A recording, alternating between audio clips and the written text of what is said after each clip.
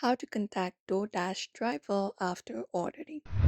If you guys are wondering how you can do that, you may follow up this step.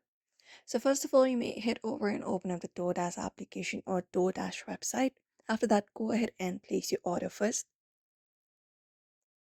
So once you place your order and if you want to contact your DoorDash driver after the order is complete, you have a very limited time after delivery to contact the driver.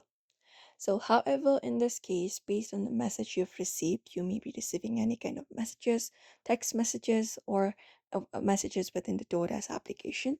You can just go ahead and uh, try to contact the driver within the application if there is any kind of phone number included right below the DoorDash application, below your order. You can just go and look out for it. Many drivers will not answer text phone calls from customers because they are often unreasonable requests or complaints, and most of the times, all we can do is refer the customer to support. So, if you have that option available, you can use that option.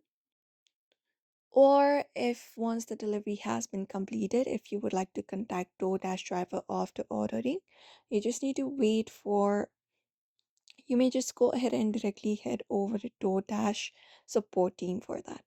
So, if the order has been already completed and you need assistance, the best course of action is contacting DoorDash customer support.